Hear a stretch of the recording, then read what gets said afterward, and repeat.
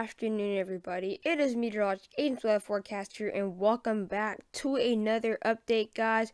As you can tell, guys, this is going to be an update on Hurricane Dorian.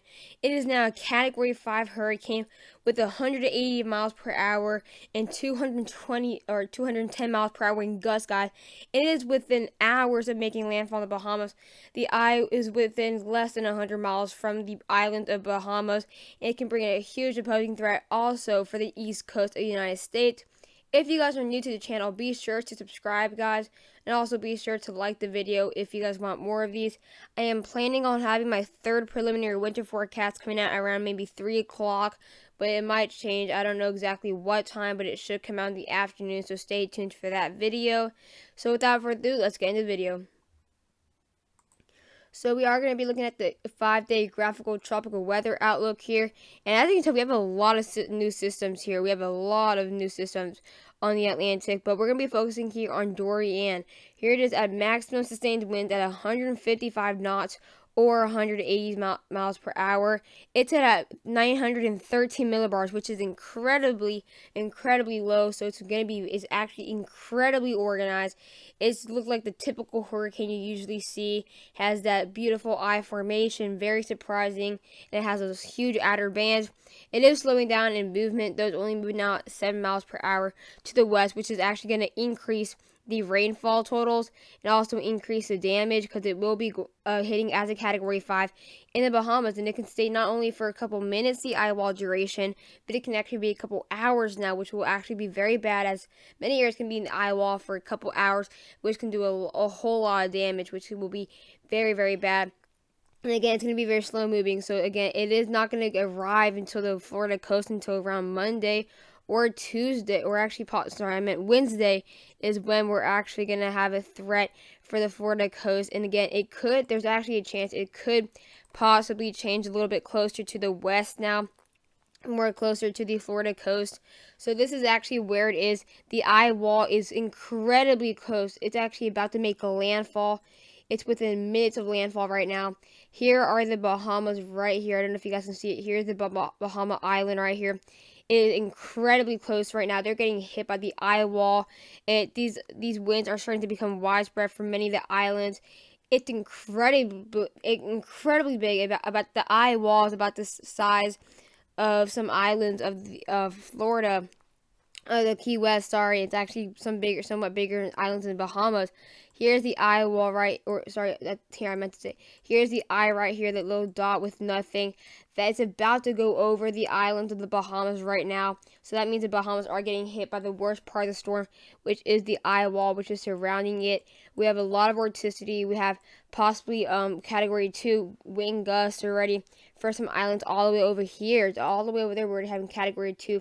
Force wind against, guys, it's gusting to 210 miles per hour.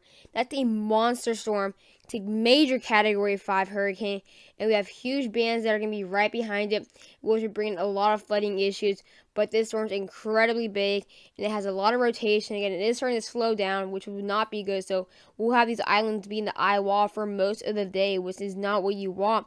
And then they'll have to deal with the eye wall for another couple of hours. And it's not going to move that fast. It's going to be continuing to slow down, as it has no steer exactly, what you say, a captain where it's steering the hurricane. So that's why it is trying to slow down. Now we are going to be looking now at the NOAA cone and timing. This has changed a lot. We have, again, in the orange, or the yellow color, we do have tropical storm current winds. Those are becoming incredibly widespread now. Very big area of tropical storm force winds. We have a bigger area now for hurricane force winds in the orange, and that's where we have, again, those areas in the Bahamas starting to get marked with those type of winds. We do have in the red a bit more widespread hurricane warnings now, so we are having them for the southern Bahamas islands. So again, most of the islands are under hurricane warnings, guys. So right now, most of the people do not have power right now, especially the eastern islands are getting incredibly heavy rain right now, incredibly heavy winds. They're within less than 50 miles of the eye, which is not so good. And then we actually now have a hurricane watch is in effect for much of the east coast of Florida And also for some of the islands in the Bahamas, we also do have some hurricane watches. In the blue, we do have tropical storm warnings because we could have some tropical storm force winds for eastern part of Florida, especially in the dark blue where we have West Palm Bay. And then we have tropical storm watches in effect for areas more in Fort Lauderdale and for south central Florida. So it's going to be very, very very interesting. We can still have a possibility of these models moving more to the west now, possibly even hitting the island of Florida a bit closer. We actually had gotten the new update at 11, though more of the models started moving a bit more to the west a little bit, which could be a very bad sign because again, it's still going to bring in a lot of flooding issues for all the way to Carolina to the Florida coast. So again, here we have it potentially becoming still a major hurricane as it passes by the areas of Jacksonville, and it could potentially make very close.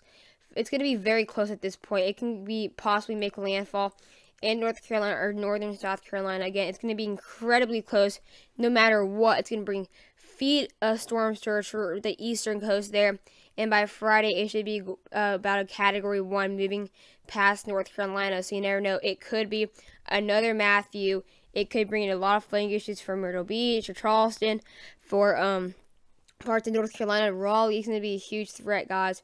Now we're going to be looking at the model track guidance here. And again, it is looking like it's going to be crushing the Bahamas Islands. And again, I don't know if you guys can tell, but it is looking like the model track did move a bit to the west, just a little bit.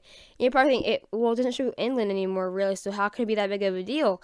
Because if it goes from this to here, that's going to be a huge difference in the model track. It can cause more widespread tropical storm force winds and category 1 or hurricane force winds. It's also going to bring in a lot more rain, so that does have a big part in it. As you can tell, it does look like it goes to the Bahamas into part of the eastern coast of Florida. And this is where it gets really, really close, guys. This is exactly what I'm talking about. It's going to get really, really close to possibly making landfall in North Carolina islands. It looks like we have a couple models. We have the AVNI is favoring possibly in North Carolina. But again, guys, either way, it's going to bring a lot of flooding issues. And again, it went from possibly affecting all the way to Florida, inland, destroying these areas, to possibly just bringing those storm surge and rain issues, not so much a huge wind issues. It's going to be probably the biggest states that will get the most amount of wind based on this is probably Florida and North Carolina, because Florida, again, it's going to be incredibly close to Florida, and then it's going to get incredibly close to North Carolina. I think South Carolina might be second. I think Georgia might be the last for winds. Again, it's southern Georgia. It's going to be very far from Savannah, though. Now that we looked at that, let's go ahead and look at the intensity guidance. So again, here it is. It's actually 155 knots, but it just has to update. The model intensity guidance just has to update. But again, it is still category 5. At this point, it's at 180 miles per hour. It actually was supposed to weaken a little bit, but it's gained 15 miles per hour in strength this morning. Or actually 20. It went from 160 this morning to 180 from these new flights or NOAA that were going around the hurricane. But at this point, I think it might start to weaken just a little bit, really, because it's going to be hitting the Bahamas within maybe 2 hours. That the eye should be over some of the islands. So I really think at this point it should weakening. I kind of agree with this. It should go to category 4 by tomorrow. At this point, we saw in the cone of timing. And again, at this point, it's going to be weakening. We should have it get to a tropical storm within the next 84 hours. Again, we still need to watch out for the flooding issues and for the storm surge. That's going to be a huge threat, especially for the North Carolina coast. Especially again, guys, if you guys are in the Carolinas thinking it's going to be different than Matthew, but think about it. Matthew was actually weaker than Dorian, and Dorian's it's not as super duper close. But since it's a bit bigger than Matthew, it can bring in a lot of big threats. And just look at Dorian; it's a monster. Now we're gonna be looking at a European for winds. Again, here it is, right here. Here's Dorian, huge. It's incredibly big. It's about the size of the Carolinas itself, maybe a little bit of Georgia.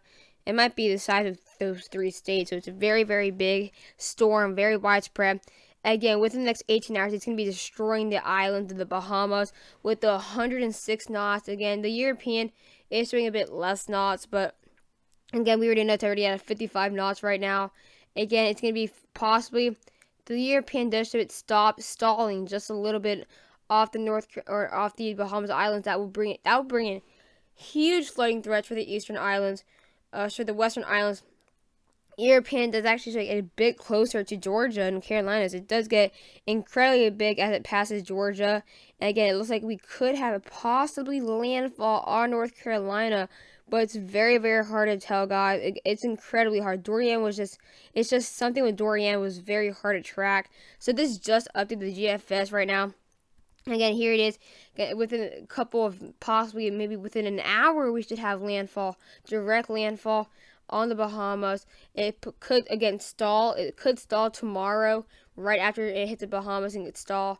And then again, it could bring incredibly heavy rain for our areas of South Carolina, guys. It just have to load a little bit because, again, it is refreshing. But again, it's going to bring in huge threats for Florida and Georgia. Incredibly heavy rain for Myrtle Beach, South Carolina, Raleigh. And again, it looks like we could have landfall on North Carolina right here on September 5th, but we just have to wait a little bit. And that's basically all we have to talk about right now on this radar. Let's actually go into precip. It's not going to go as far out because it's still loading. As soon as I got home, it was just refreshed. So we got to wait to see how much rain we can actually see here. This stops on September 5th, but we could actually see again the heaviest rainfall right here for the northern islands of the Bahamas, possibly getting more than a foot, possibly 36 inches. And again, it's going to bring in huge flooding threats for North and South Carolina. Again, they will have the biggest rain threat. So guys, I hope you guys enjoyed the video, and see you guys my second video today. Bye guys.